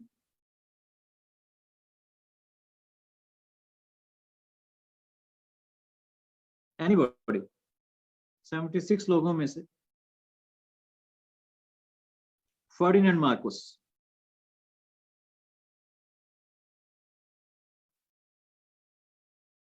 करप्शन की जब आप टॉप करप्ट लीडर्स सर्च करेंगे ना, तो उसमें फर्डिनेंड मार्कोस का भी नाम आएगा। गालबन ये फिलीपीन था या कंट्री, आप सर्च कीजिएगा, आई एम फॉरगेटिंग एग्जैक्टली, काफी बहुत अर्सा पहले पढ़ा। Ferdinand Marcos basically second world war का सेलिब्रेटेड हीरो था, जिसने मतलब क्लियर मेजोरिटी के साथ ये प्रेसिडेंट बना। उसके बाद इसने जनाब वो तबाही उतारी वहां पे, वो करप्शन की। कहते हैं इसकी जो बीवी थी ना अमेल्डा, उसके पता नहीं कोई हजारों की तादाद में तो सिर्फ उसके जूते थे, और स्टेट एक्सपेंस पे सारी चीजें ये चला रहा था। फिर फाइनली इसका जो क्या हुआ कि जब स्टेट ने इससे जान छुड़वाई, तब जाके वो हालात, फिर उन्होंने इसको दफन होने के लिए भी जगह नहीं दिया अपने मुल्क में, कहीं और जाके फिर भागा वहां से, भागते हुए भी ये बहुत सारा माल माल दौलत वहां से अपने हेलीकॉप्टर्स में और उनमें लेके भाग गया। तो जब तक ये रहा इसने तबाही उतारी और स्टेट जो है नीचे की। जब आप बात करेंगे लीडर थी, तो आप कहेंगे जी फर्डिनेंड मार्कस जैसा कि फलां कंट्री का था जो उसने वहां पे नुकसान पहुंचाया, इस तरह के हालात, इस तरह की लीडरशिप आ रही है, तो डेफिनेटली हमारी करप्शन ज्यादा बढ़ेगी और गवर्नेंस कहाँ से आएगी। जब आप इसको डिफेंड करते हुए जाएंगे अपने सजेशंस में, तो आप कहेंगे जी फर्डिनेंड मार्कस जैसी लीडरशिप नहीं होनी चाहिए। ठीक है, इस तरह की डिस्करेजमेंट होनी चाहिए, और इससे जब जान छुड़वाएंगे तो आपके हालात बेहतर होंगे। तो ये पेट बातें करें यार, किताबी बातों पे ना आए। तकरीबन हमें कोई 20-30 के करीब रेफरेंस पॉइंट होंगे जो हम सर्च आउट करेंगे। हम उन रेफरेंस पॉइंट को इस मतलब तरीके से जो है वो एक फ्लो चार्ट कह लें या एक सॉर्टिंग फॉर्म में हम इस तरह सॉर्ट आउट करके लिखेंगे अपने ऐसे में, फिर पढ़ने वाले को हर पैराग्राफ में एक नई बात मिलेगी, एक नया आइडिया मिलेगा, और वो मजबूर हो जाएगा कि जी आपको पास नहीं, आप अच्छे स्कोर के साथ जाएंगे। I got 58 marks in English ऐसे। और आपको पता है कि 40 लेना कितना मुश्किल है इंग्लिश ऐसे में। हाँ जी, फिलिपीन का था एग्जैक्ट। हाँ जी, इसका फिलिपीन का प्रेसिडेंट। तो मेरे बहुत सारे स्टूडेंट मतलब जिन्होंने मेरे से पढ़ा है ऐसे में फेल नहीं हुए कभी वो। बाकी काम चोरी में कुछ लोग एलोकेट नहीं होते कि जी बाकी सब्जेक्ट छोड़ देते हैं। नॉर्मली हमारा ये होता है कि सीएसएस में हम एक सब्जेक्ट जिसका टीचर अच्छा है वो सब्जेक्ट तो बड़े हम मतलब रिलीजियसली उसको पढ़ते हैं, बाकी को जी खैर है इसकी कोई नहीं है। तो बेटे याद रखो कि 12 के 12 पेपर में आपने अच्छे तरीके से पढ़ना है। ये मुकाबले का इम्तहान है, ये कोई ऑर्डिनरी एग्जाम नहीं है कि जी हम क्लास में अगली क्लास में हमने स्विच करना है। तो मुकाबले के लिए वो कहते हैं जी आपने हर कोशिश करनी है जो आपको सक्सेस की तरफ। अच्छा जी, ग्लोबल स्टेटस की बात करें, 5 करप्ट नेशंस फाइंड आउट करें। 5 जो है वो टॉप इकोनॉमीज जहां पे less comparatively less corruption is a phenomenon that can not be eradicated 100%, it can be minimized to the acceptable levels. Is it clear? ये मतलब एक जनरल इसकी जो है वो कह सकते हैं कि इस पे नैरेटिव कह लें या इसका जो एक खुसूसियात है। उसके बाद जी status of corruption in Pakistan. अब पाकिस्तान में करप्शन का स्टेटस मैं इंशाल्लाह आपको ना नेक्स्ट पाकिस्तान अफेयर्स का जो लेक्चर आएगा ना उसमें मैं पढ़ाऊंगा 1947 से लेकर ऑनवर्ड। एक टॉपिक पढ़ाऊंगा जी constitutional making in Pakistan, and you will come to know कि हमारे कॉन्स्टिट्यूशनल मेकिंग में प्रोसेस में क्या क्या हुआ। ये लेक्चर काफी मतलब लेंथी होगा, रेडी होके आना है आपने। इसमें हम देखेंगे कि किस तरह से गवर्नर जनरल स्विच डाउन होता है प्राइम मिनिस्टर की तरफ, और क्या चैलेंजेस उस वक्त थे। पहली ऑब्जेक्टिव रेजोल्यूशन जब दी गई तो उस पर क्या क्रिटिसिज्म आया माइनॉरिटीज की तरफ से, फिर उस पर क्या स्टैंस लिया गया, फिर किस तरह से 7 प्रेसिडेंट जो है प्राइम मिनिस्टर हमारे चेंज हुए कॉन्स्टिट्यूशनल बनाते हुए, फिर ब्यूरोक्रेसी किस तरह से इंटर हुई, और फिर किस तरह से जो है एक वो रीत पड़ गई हमारे स्टेट इंस्टीट्यूशंस ने किस तरह चीजों को लेजिटिमाइज किया। ठीक है, तो अगले लेक्चर में मैं पाकिस्तान अफेयर्स में ये मैं आपको डिटेल में पढ़ाऊंगा, इसके नोट्स भी दूंगा, और आपको ये रियल स्टोरी पता चलेगी कि ये मतलब पॉलिटिकल करप्शन के हवाले से बात की जाए या हम कह सकते हैं जी स्टेट इंस्टीट्यूशंस में जो करप्शन है उस हवाले से बात की जाए तो उसमें लिखना क्या है। आपने ये नहीं कहना जी पुलिस करप्ट हो गई है जी, आपके जी ये रिश्वत लेते हैं जी फलां हो गए, ये बड़ी वो रिक्शे वाली बातें हैं यार, टांगे रिक्शे पे जो की जाती है। You are a CSS aspirant, you are suppose to write on lines जो मतलब बड़ी पढ़ी लिखी बातें हों, फैक्ट्स पे बेस्ड हो। अच्छा जी, इज इट क्लियर? ये उससे रिलेटेड होगा। अच्छा, causes of corruption. अब morally, ethically, religiously illiterate masses with no civic sense.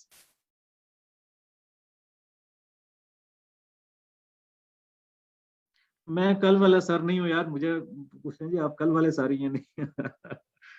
यार मेरा नाम लिखा हुआ था इस पे स्क्रीन के ऊपर, हम डॉक्टर असद नईम गालबन आपको शो कर देते हैं ताकि आपको चीजें रिमाइंड हो जाए।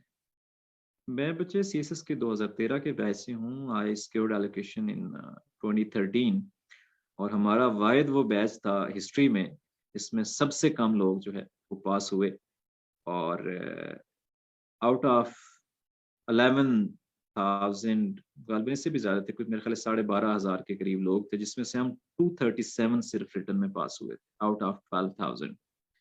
I am one of those. अच्छा जी, काजेस की बात की जाए तो हम कहते हैं जी morally ethically religiously illiterate masses with no civic sense. अब बहुत सारे बच्चे क्या करेंगे जो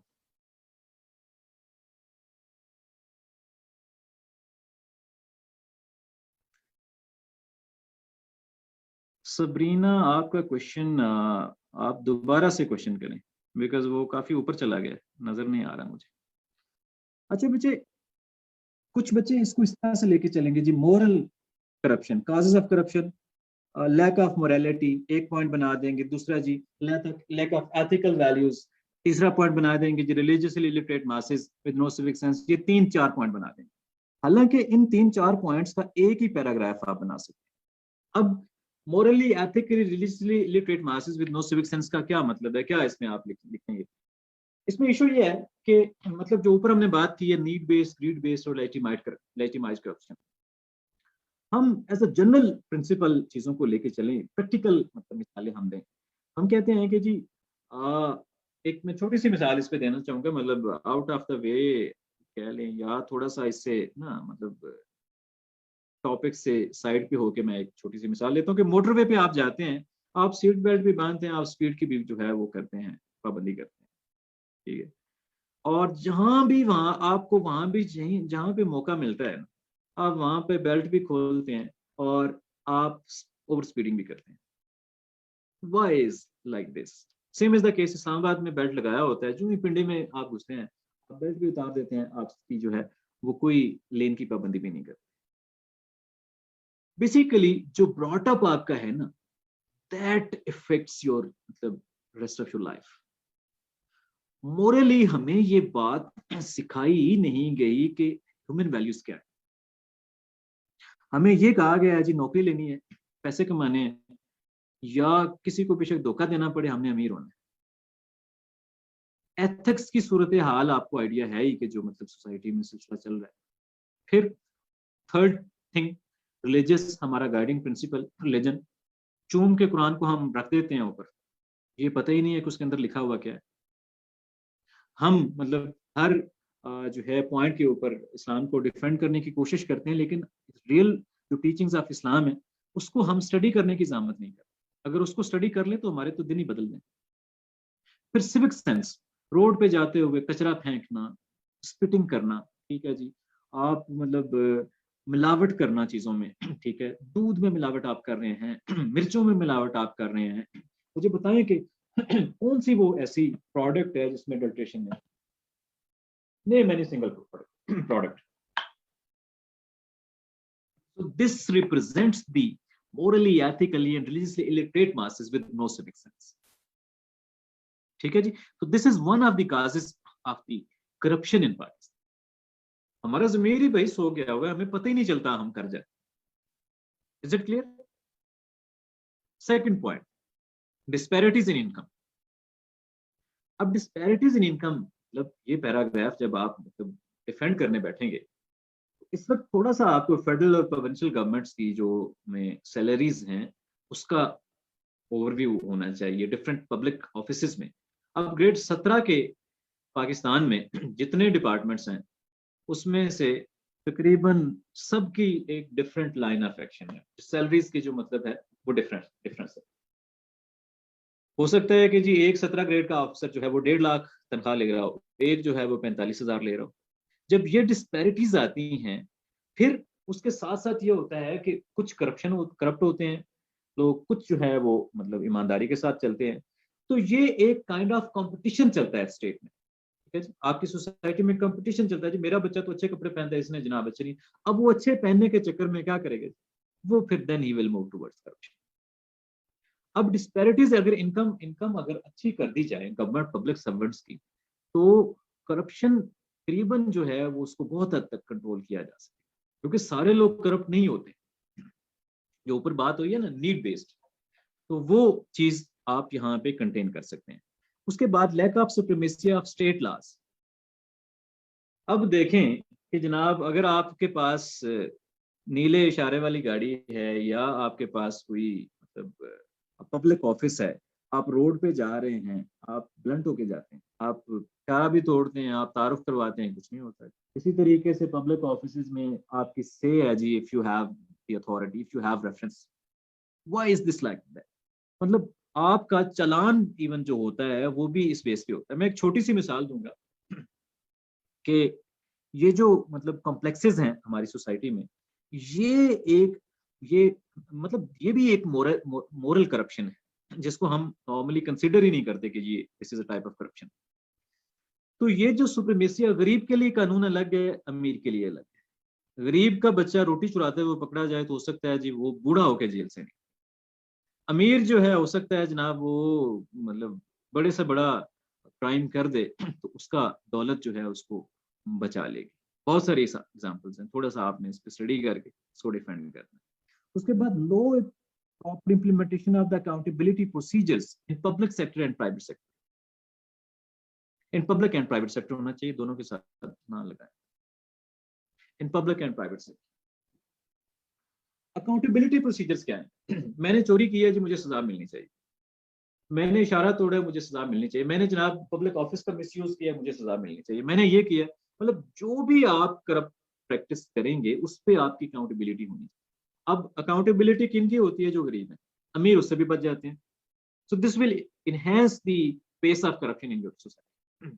अब political corruption of past defining the future, इस पे मैं आपको जनाब एक पूरा लेक्चर दूंगा जिसमें कॉन्स्टिट्यूशनल हिस्ट्री ऑफ पाकिस्तान है, कैसे हमारा कॉन्स्टिट्यूशन बना और कहां से ये गेम असल में स्टार्ट हुई, डिलेड प्रोमulgation ऑफ कॉन्स्टिट्यूशन, अमेंडमेंट्स किस तरह से हुई और किस तरह से हमारे जुडिशरी जो है उसने इसको लेजिटिमाइज किया, और ये फिर सिलसिला आगे किस तरह से चलता है।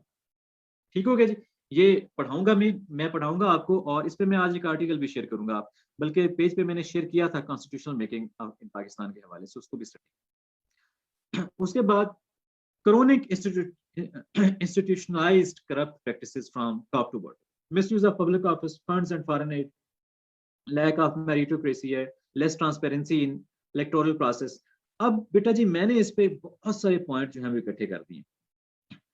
हमारे ज्यादातर जो सीएसएस एस्पायरेंट्स हैं वो करप्शन पे सिर्फ ये चीज लिखते हैं,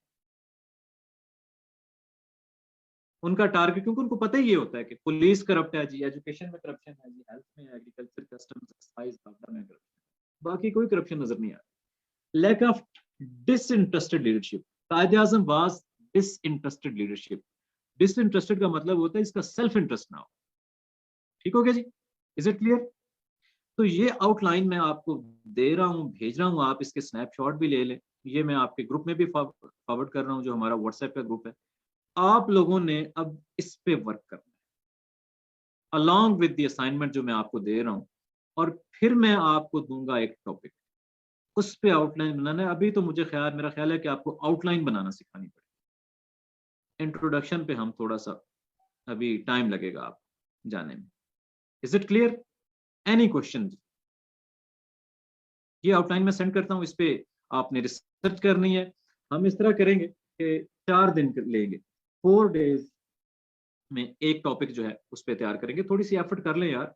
मुझे याद है जब मैं सीएसएस की तैयारी करता था तो हमने रमजान के महीने में 600 मार्क्स तैयार किए, पहली दफा तैयारी शुरू कर।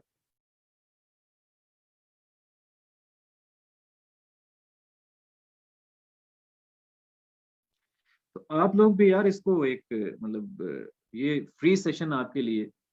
अच्छा जी राशिद, मैं अनम्यूट करता हूँ आपको 1 मिनट। कोई क्वेश्चन पूछना चाहता है बोल के भी तो यार माइक में अनम्यूट कर सकता हूँ आपके। राशिद 1 मिनट, किधर गया राशिद? आप जी अनम्यूट कर लें राशिद अपना mic, you may ask the question.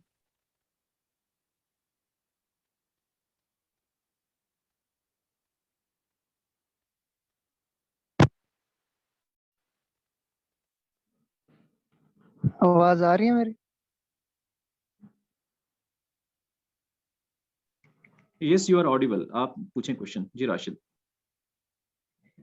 Ji sir, आपने जो पिछली असाइनमेंट दी थी उसके मुताबिक कोई क्वेश्चन पूछना है सर मैंने। जी बेटे। ये corruption is a major cause of, जो आपने दी थी बैड गवर्नेंस का, सर उसके मुताबिक जी मैंने पूछना है, हम उसकी फेवर में पॉइंट्स देंगे या उसके अगेंस्ट देंगे? अगर हम फेवर में देते हैं तो मुझे ऐसा लगता है कि ये पॉइंट्स थोड़े से ना, ये टॉपिक मुझे नैरो लगा। अगेंस्ट में भी हम इस तरह लिख सकते हैं कि not only corruption is the major cause of bad governance but other factors are also, वो अगर हम लिख दें तो ऐसे कर बेटे यू आर सकते हैं वेरी सर? राइट, बिल्कुल कर सकते हैं।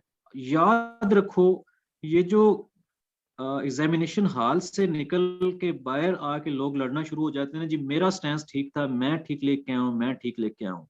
स्टैंस सबका ठीक होता है, फेल कहाँ पे होते हैं, कहाँ पे उनके पास जो है वो दलाइल कम होते हैं। आर्गुमेंटेशन के नहीं होती, उनकी नॉलेज नहीं होता। आपने बिल्कुल सही कहा है कि जी अगर हम सिर्फ ये स्टैंस लेते हैं कि जी मतलब जो करप्शन ही वाहिद वजह है बैड गवर्नेंस की पाकिस्तान, ये वैसे भी रैशनैलिटी में नहीं, ये रैशनल चीज नहीं है, और बहुत सारी वजूहत हैं। तो मैंने जो, अगर आपने देखा हो, मैंने जो सेकंड स्टैंस आपको दिया है दूसरे नंबर पे, अगर मैं आई कुड शो यू, जी सर, तो मैंने लेट दूसरा ज्वाइन किया। पॉइंट था, हाँ जी, वो दूसरा जो पॉइंट था वो बिल्कुल यही था। ठीक है, एक मिनट, जो सेकंड पॉइंट था वो ये, तो सेकंड और बल्कि थर्ड में मैंने जो है, सेकंड भी नहीं थर्ड में मैंने इसको रखा था। थर्ड, अगर थर्ड स्टैंस आप लेते हैं तो वो ज्यादा सेफ है सबसे, उसमें मैक्सिमम। मुझे याद है मैंने ऐसे लिखा था जब हमारी दफा 2013 में आया, उसमें पूछा ये गया था कि not economy but politics is की टू सक्सेस। मेरा जो उसमें स्टैंस था वो ये था कि इकोनॉमी भी जरूरी है, लेकिन इकोनॉमी, इकोनॉमिक स्ट्रेंथ के बाद जो है आपकी पॉलिटिकल स्किल्स चाहिए। तो वो मेरा फिर थोड़ा सा कैनवस ब्रॉड हो गया, ज्यादा चीजें मेरे पास लिखने को आए। तो in the same way you are very right कि जो थर्ड स्टैंस है इसको ही मैंने भी फेवर किया था। ये देखें तीसरे नंबर पे जो लिखा हुआ है, corruption is one of the major causes of bad governance along with many other. ये आपका थीसिस स्टेटमेंट बन जाए। इज इट क्लियर? जी जी सर, ये थी स्टेटमेंट मैंने रिसर्च की थी, लेकिन मैं फाइनल नहीं बना सका इस वजह से कि मैंने कहा सर से कंफर्म करूंगा। जी जी, इसको इन लाइन पे ले। बहुत शुक्रिया सर, बेटे क्लियर याद हो गया। रखना इन चीजों को। आप बाकी लोग भी यार ऐसे की जो स्टडी कर रहे हैं ना, यकीन करें मुझे बड़ी दुख होता है कि लोगों को कहा जाता है जी आप थीसिस स्टेटमेंट बनाना सीखें, 2 महीने वो बेचारे वो लाइनें लिखने गुजार देते हैं।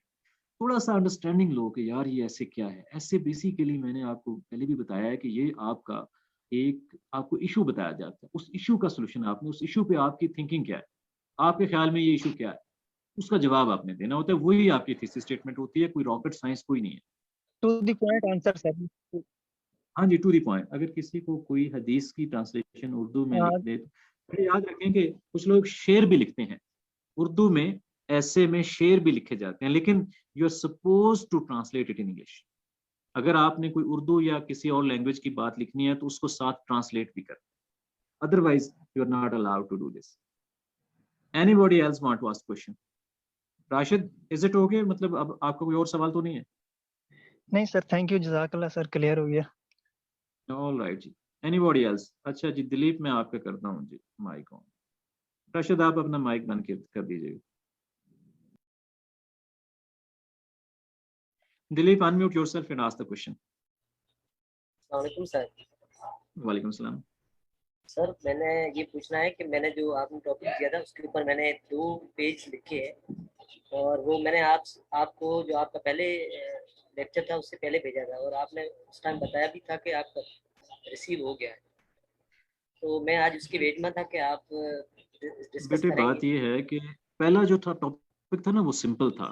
जैसे मेजोरिटी ने आज लिखा होगा ना जी, करप्शन क्या चीज़ है, उसकी टाइप्स क्या हैं, उसकी जनाब इम्पैक्ट्स क्या हैं, उसके सॉल्यूशंस क्या हैं, आपने भी उन्हीं लाइंस के ऊपर लिखा हुआ था। तो जो बाकी भी कुछ बच्चों ने इस तरह से मुझे भेजा है तो वो मैंने मार्क नहीं किया। उसकी वजह ये है कि ये तो इस चीज़ से थोड़ा सा आप आगे आ चुके हैं। अब आपको टॉपिक के ऊपर लिखना था, जो आज आपका गिवन टॉपिक था उसका आपका लेट मुझे गालिबन रिसीव हुआ है, एडमिन मुझे बता रहे थे। तो अभी एक तो ये है कि इस टॉपिक के ऊपर जिन जिन लोगों ने लिखा हुआ था उनका अगर इवेलुएट नहीं भी हुआ तो इस सेशन के बाद एटलीस्ट उनको ये पता चल गया होगा कि हमने गलत लिखा है या ठीक लिखा है, और ऑफ कोर्स आपको भी ये बात पता चल गई।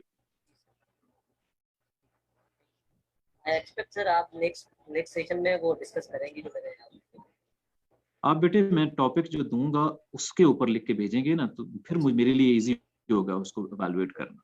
ओके। अब मुझे बताएं, जो मैंने आज एलैबोरेशन दी है यहाँ पे, जो गलतियां पॉइंट आउट की हैं, क्या आपने जो लिखा हुआ है आपको पता तो होगा क्या उसमें वो गलतियां हैं या आपने सही लाइंस पे लिखा है? सर मैंने, अगर आप कहें तो मेरे पास ये स्क्रीन पे मौजूद मेरी आउटलाइन बनी हुई है, आपको अगर बेटे मैं आपसे पूछ रहा हूँ ना, आप आउटलाइन को छोड़ें। आप मुझे अच्छा ये सर, मैंने बताएं कि वही, जो मैंने पॉइंट आउट की हैं चीजें, क्या उसके मुताबिक आपने लिखा हुआ था या आपकी भी गलतियां थी? अब आपको समझ सर तो आ मैंने, गई है क्या गलतियां? जी जी सर मैंने ये लिखा है कि corruption is a major cause of, फिर उसके बाद करप्शन के मतलब ये गवर्नेंस और इन दोनों को रिलेट किया आगे चलकर इस तरह से। रिलेट किया हुआ था, मतलब आपने सही लाइंस पे लिखा हुआ था। जी सर। अगर बेटे सही लाइन पे लिखा हुआ है तो no problem, I will mark it in the next session, ठीक है, don't you worry. Thank you अच्छा जी, anybody else want to ask question? Assignment में कोटेशंस बिल्कुल ऐड कर सकते हैं जी, quotation. Corruption is the cause of bad governance, मैंने सर ये होगा करप्शन की वजह से गवर्नेंस बैड है, और ये होगा कि बैड गवर्नेंस की वजह से करप्शन है। वलीस बच्चे मैंने ये डिटेल में ये उर्दू में लिखा है, कुछ लोग जो मतलब अंडरस्टैंड नहीं कर पाते उस वजह से मैंने उर्दू में लिखा है। अगर आपको ये भी समझ नहीं आ रहा तो फिर मामला खराब हैं। आपका पहला पेपर जो मतलब पहला टॉपिक है वो अच्छा आपने लिखा हुआ था, लेकिन इसमें आगे फंस गए आप। Is it possible to prepare for CSS in 9 months for 20 attempt? I am also pursuing my MS along with. बच्चे कोई इशू नहीं है, हो जाता है, 8-9 महीने आप अच्छी तैयारी करें तो पास हो जाता है, डोंट यू वरी। और मेरा पीएचडी साथ चल रहा था, मेरी रिसर्च चल रही थी, और साथ में मैंने मतलब सीएसएस भी पास किया है। ये सिर्फ स्टेट ऑफ माइंड है। मतलब आप साथ डिग्री अगर नहीं भी हो, आप बिल्कुल वेले हो, कोई दुनिया का काम नहीं हो, फिर भी आपने पढ़ना उतना ही। ये सिर्फ अपने ज़हन को तसल्ली देने वाली बात।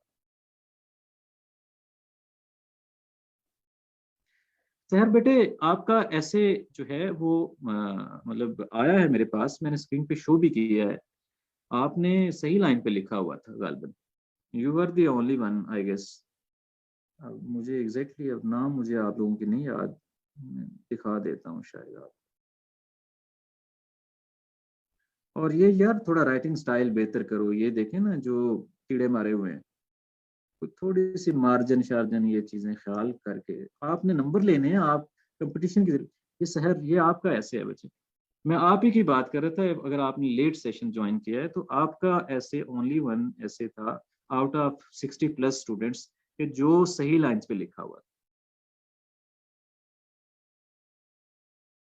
पिक नहीं हो रही, अच्छा जी।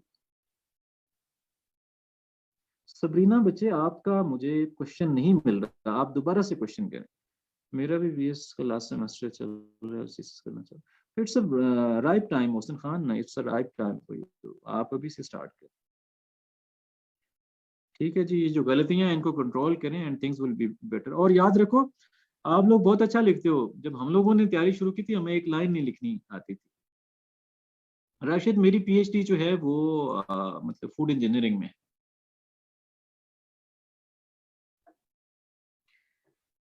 तो हमें तो कुछ नहीं लिखना आता था, आप तो फिर इतना अच्छा लिख लेते हो।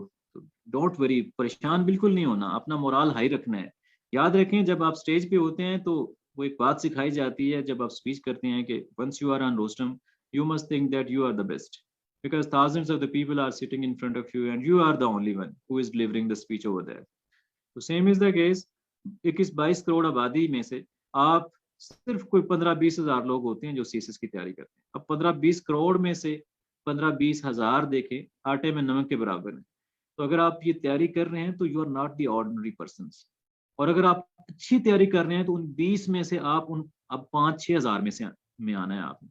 ठीक है, जो फुल तैयारी वाले होते हैं उनमें से फिर आपने वो 200-300 में आना है जो फाइनली एलोकेट होते हैं। ठीक है, तो you are not the ordinary person, don't underestimate yourself. अगर आप आज ये लेक्चर सुन रहे हैं, आप देखें आपके कितने ऐसे मतलब फेलोज हैं जिनको पता ही नहीं है सीएसएस है। अच्छा जी, kindly explain how to research on a topic like which are the dimensions considered during the research. Rana Haris, मैं बताता हूँ अभी आप। Where do you belong? मैं पंजाब से बेटे बिलोंग करता हूँ।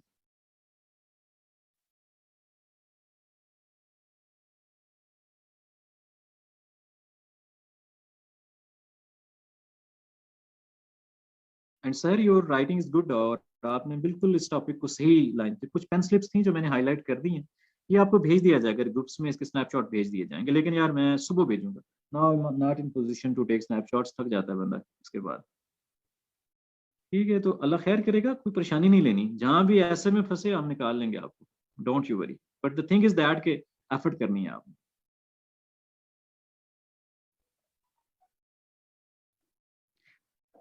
अच्छा जी Walees, you are gold medalist in English. Okay जी, गोल्ड मेडलिस्ट हैं, बिल्कुल ठीक है, लेकिन इंग्लिश ऐसे लिखना नहीं आता, अभी आ जाएगा।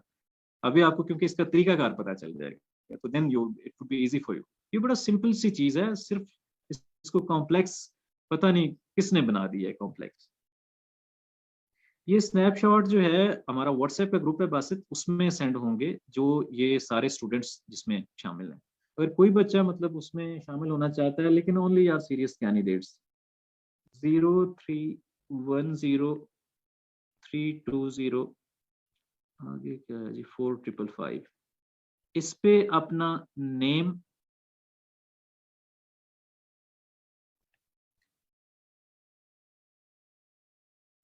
क्वालिफिकेशन, एज और सिटी ये सेंड करें, आपको ग्रुप में ऐड कर दिया जाएगा। अब इसको मैं ये हम चीजें क्यों पूछ रहे हैं, क्वालिफिकेशन में कुछ लोग एफएससी वाले जो हैं वो भी रिक्वेस्ट भेज देते हैं, उनको फिर हम ऐड नहीं करते।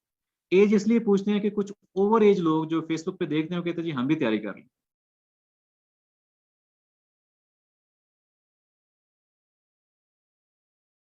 वो 35 साल के बाद वो भी ऐड होना चाहते हैं। और आप लोग जो ऐड होना चाहते हैं वो इसमें मैसेज कर दें इस नंबर के ऊपर, तो कल तक आपको जो है वो इसमें ऐड कर दिया जाएगा। और ये स्नैपशॉट और ऐसे कोई भी जो है बच्चा एवेलुएट करवाना चाहता है तो वो इस पर सेंड कर सकता है। बाकी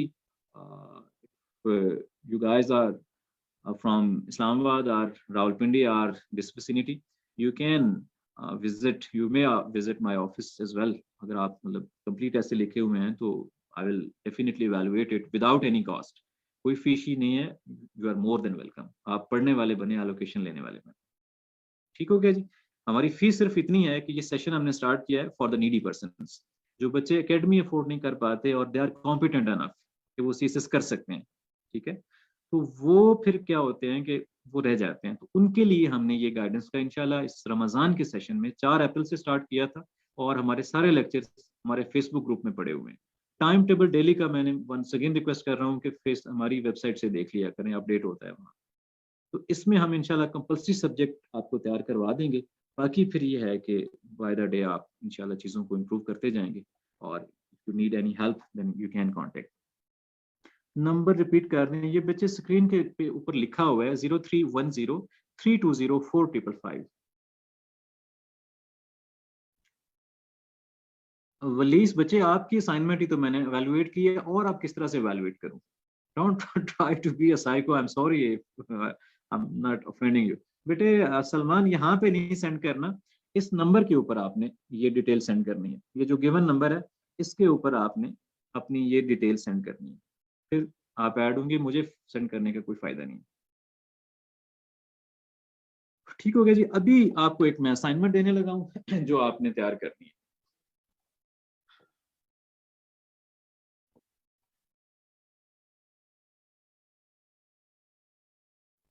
अलॉन्ग विद दिस करप्शन वाली आउटलाइन मिल जाएगी, इस पे आपने रिसर्च करनी है। अब बच्चा पूछ रहे जी रिसर्च कैसे करनी है, ये थोड़ा सा मैं आपको समझा देता हूँ क्या तरीकाकार है रिसर्च, रिसर्च कैसे करनी है। रिसर्च का बच्चे ये है कि मिसाल के तौर पे हमारे पास है जी करप्शन टॉपिक है,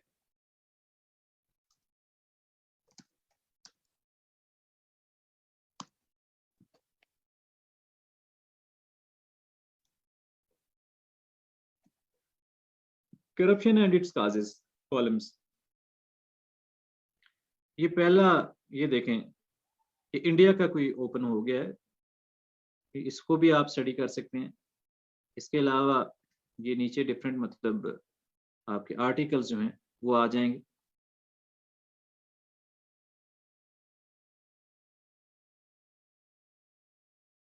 ये एक रिसर्च पेपर टाइप है जो ओपन हुआ है, अभी आपके सामने हो जाता है।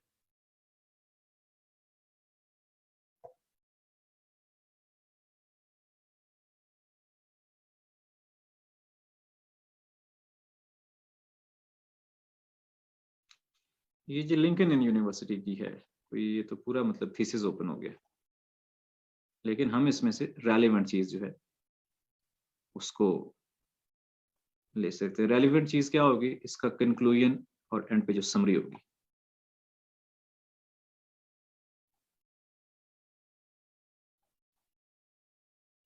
बाज़-औक़ात कुछ टेक्निकल पेपर होते हैं, उनके पीछे नहीं पड़ना आपने, हो सकता है ये भी टेक्निकल हो, ये कंक्लूजन है जी एंड रिकमेंडेशंस। अब 207 पेजेस का थीसिस देख के आपकी वैसे ही जो है आंखें बंद होना शुरू हो जाती हैं। तो इसका ये 8.2 ये 1.5 पेजेस का कंक्लूजन पढ़ लें, सजेशंस फॉर फ्यूचर रिसर्च, ये बड़े मतलब इंटरेस्टिंग पॉइंट्स आपको मिलेंगे, इनका प्रिंट लें, इनको रख लें। उसके बाद आपने क्या करना है, नेक्स्ट चीज पे चले जाना है। नेक्स्ट चीज क्या है?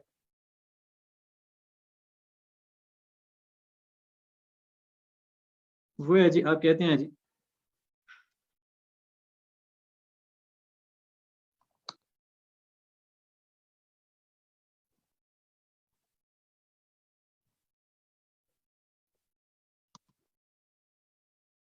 How developed world एराडिकेटेड corruption. ये कम्बैटिंग करप्शन, वर्ल्ड बैंक की एक मतलब आ जाएगी चीज।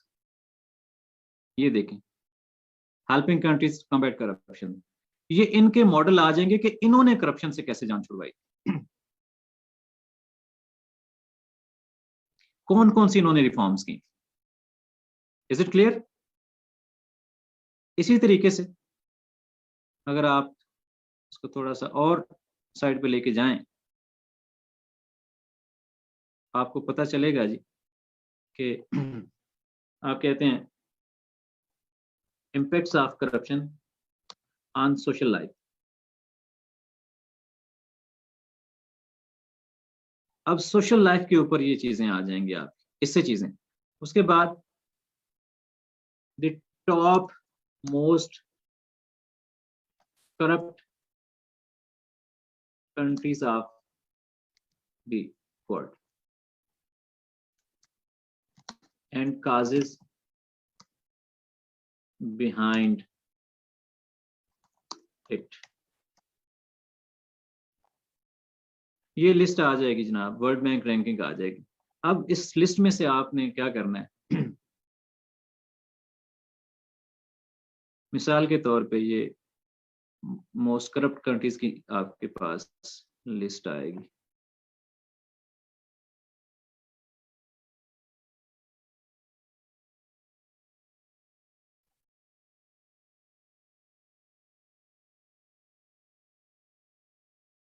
ये 10 पे आज़रबाईजान है। अब आप गूगल पे सर्च करेंगे कि causes of corruption in Azerbaijan, आपको पता चलेगा कि इसके पीछे कौन सी लॉजिक। अब दूसरे कंट्रीज पे जाएंगे, इसकी देख लेनी है आप। इसी तरीके से तीसरी कंट्री पे जाना है, इसकी आपने देख लेनी है काजिस। चौथे पे जाना है, इसकी देख लेनी है काजिस। थोड़ा सा काम तो करना पड़ेगा ना, मैंने इसीलिए कहा है कि 2 दिन आपको रिसर्च पे लग जाएंगे। फिर जब आप इसको पढ़ेंगे आपको मजा आएगा, फिर आप जब लिखने बैठेंगे तो फिर आपको और मजा आएगा। फिर आपको नोट्सों के चक्कर में नहीं पड़ेंगे, ये नोट्स आपके खुद होंगे।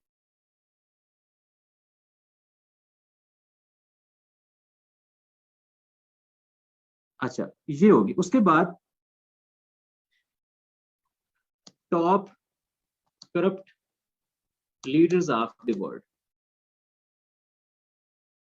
अब इसमें मतलब अगर top corrupt leaders of history की बात आ जाती है, इसमें 1 बाय 1 एक का आपने वो बायोग्राफी देखते जाना है कि इसके पीछे कौन कौन सी वो हिस्ट्री थी। ये जनाब आपका आ गया जी प्रेसिडेंट निकारागुआ का, ये 2 रहा है, इसका नाम भी बड़ा, और नोल्डो एलमन। ये जनाब आपका दूसरा है, ये तीसरा है, उसके बाद जी ये चौथा है, ये 5वां है। अब इस रिपोर्ट का भी हवाला दे सकते हैं आपके जी, इस रिपोर्ट के मुताबिक ये करप्ट थे। और ये लेकिन बड़ी बड़ी हस्तियां बैठी हुई हैं, लेकिन हम चीजों को उस उन लाइंस पे लेते नहीं। हम कहते हैं जी बने बनाए नोट्स मिल जाएं बस जी, बल्ले बल्ले हो जाए, हम 4 पैरेज याद कर लें। और ये जब चीजें याद होंगी किसी महफिल में बैठिए, देखिए फर्डिनेंड मार्कोस साहब आ गए हैं यहाँ। This is Ferdinand Marcos, Philippine का प्रेसिडेंट था। इसकी स्टोरियां पढ़ें आप, ये सारी लिखी हुई हैं यहाँ, आपको लग समझ जाएगी कि क्या मतलब जो है। ये सुहात्रो साहब, इंडोनेशियन प्रेसिडेंट। ठीक हो गया जी? कोई डायमेंशन बनी रिसर्च की, समझ आई किस बच्चे ने पूछा था?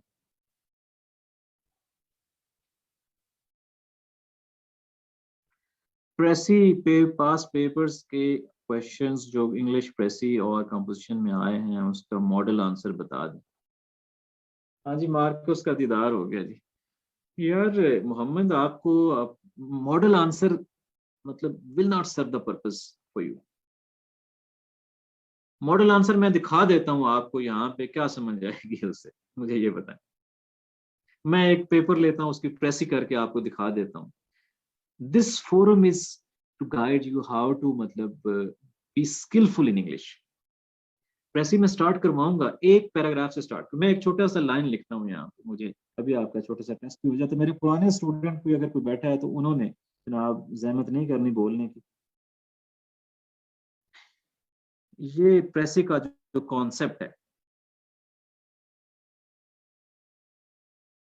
हमारे ना मतलब बहुत सारी गलतियां हैं, कॉन्सेप्ट हमारे गलत बने हुए हैं चीजों के बारे में।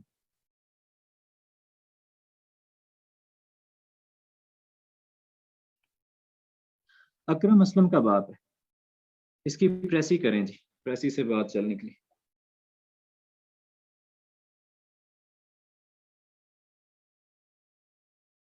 इसकी प्रेसी अगर आ गई तो फिर अंडरस्टैंडिंग आ जाएगी। आप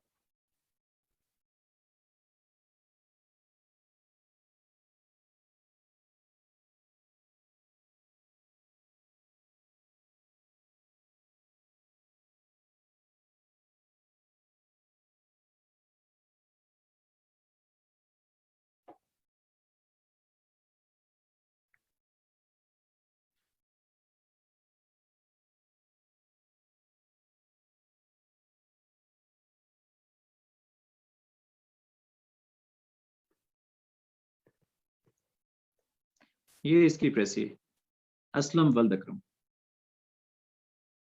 this is the concept of precis. Precis writing doesn't mean जनाब कि आप वो 1/3 बना लें जी, 3 फिक्रों को मिला के एक बना दें, वो देसी टोटके हैं यार। प्रेसी क्यों जरूरी है आपको पता है?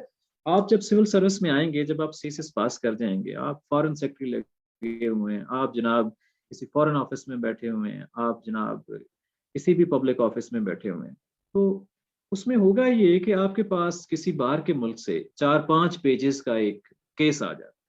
अब आपने उस केस को प्रेजेंट करना है अपने सीनियर ऑफिसर के पास, ग्रेड 22 का सेक्रेटरी बैठा है या पीएम को आपने प्रेजेंट करना है।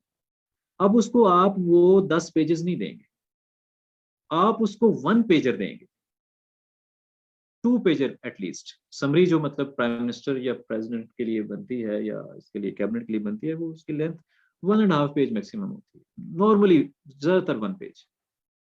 अब उस 1 पेज में आपने वो सारे का सारा क्रक्स लिखना है, तो वो बनेगा असलम वल्द अकरम।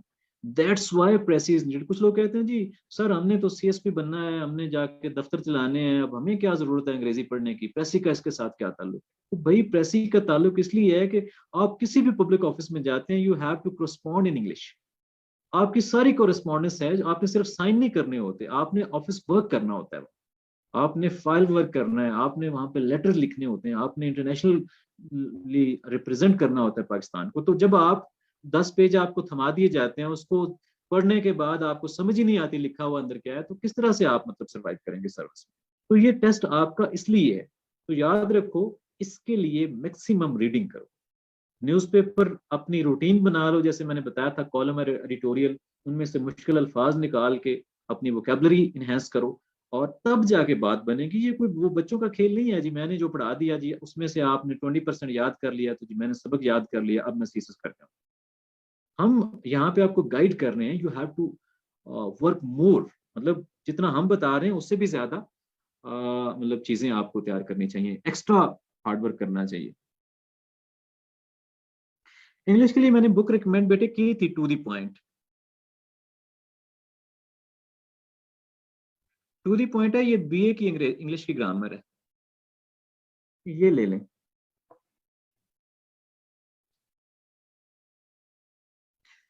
Women universities are agent of change, exactly. Haris कह रहे हैं जी इसको किस तरह से करना, how to research on this type of the topic. अब यार देखो, इसका पहले कॉन्सेप्ट समझो कि women universities means, women universities mean कि आप विमेन को एजुकेट कर रहे हैं। आप देखो कि विमेन का हिस्ट्री में क्या रोल रहा है, एक एंगल आपका बन जाएगा। वर्ल्ड वाइड देख लो, इस्लाम में देख लो, उसके बाद आप पाकिस्तान में देख लो, साउथ एशिया में देख लो विमेन का रोल। कि मतलब एजुकेटेड विमेन जो थी, मतलब यूनिवर्सिटीज का यही मतलब है कि वो बेसिकली विमेन को एजुकेट करेंगी। ठीक है, नेपोलियन में ने यही कहा था ना कि मुझे पढ़ी लिखी माइंड दो, मैं आपको पढ़ी लिखी नेशंस दूंगा। ठीक है, तो इस तरह से आपने जहां जहां पे खवातीन ने ये as an agent of change या सोसाइटी में चेंज लेके आई हैं, जो कि educated women, basically universities are here representing the educated women. फिर उन कंट्रीज में देखें जिनमें मतलब विमेन एजुकेशन ज्यादा है, या उनका मतलब क्या मतलब सिनेरियो चल रहा है डेवलपमेंट में। अब चाइना में I was in China back in 2018 for some official work, तो वहाँ पे मैंने देखा जी मार्केट में तकरीबन 99% जो सेल्समैन या शॉप्स चला रही हैं वो खवातीन हैं, ठीक है। तो वो मतलब they are playing their part, वो अपना मतलब जॉब, अपना, हमारी आधी पॉपुलेशन घरों में बैठी हुई है, ठीक है। अच्छा, अब इसके साथ और क्या करना है, on the other hand vice versa भी आपने देखना है कि वो कंट्रीज जहाँ पे ये मतलब विमेन एजुकेशन नहीं है उनके क्या मसाइल हैं, उनकी क्या बैकवर्डनेस है, या वो कितना पोटेंशियल जो है वो ऐसे ही रख के बैठे हुए हैं। Haris, is it clear? बच्चे मैंने लिखा है यहाँ पे, share the name to the point है, बीए की इंग्लिश। अब मेरा ख्याल है क्या राइटर का नाम है professor Aftab Ahmad.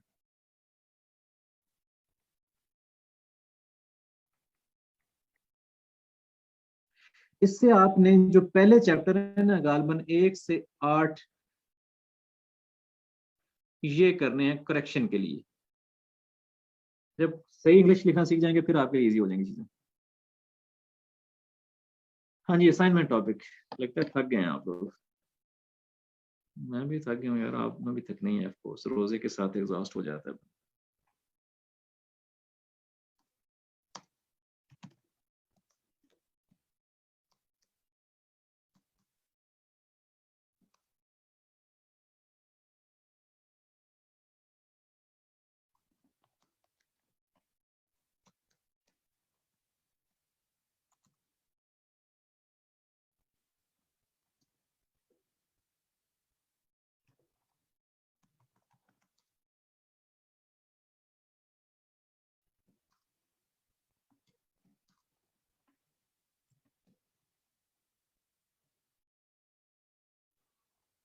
This is your assignment. ये this is one of those 20 assignments. Why Nelson Mandela is called as a great leader of the world. Elaborate his success policies. अब इसकी बायोग्राफी पढ़नी पड़ेगी आप। ये आपने माइक्रोसॉफ्ट वर्ड में टाइप फॉर्म में हमें देनी है। अब सारा डेटा इकट्ठा करके हम उसको कंपाइल करके आप सारों के साथ फिर शेयर करेंगे जो आपके नोट्स बन गए। ऐसे कि जनाब इंशाल्लाह आपको कोई मतलब 100-200 पेजेस के नोट्स देंगे जो पढ़ेंगे आप, और ये हम आपसे बनवाएंगे। और उसके बाद फिर मैं देखूंगा कौन कहता है जी आप फेल होते हैं, या ऐसे में कौन आपको फेल कर। ठीक हो गया जी? Anybody want to ask question? I hope so. Things are clear.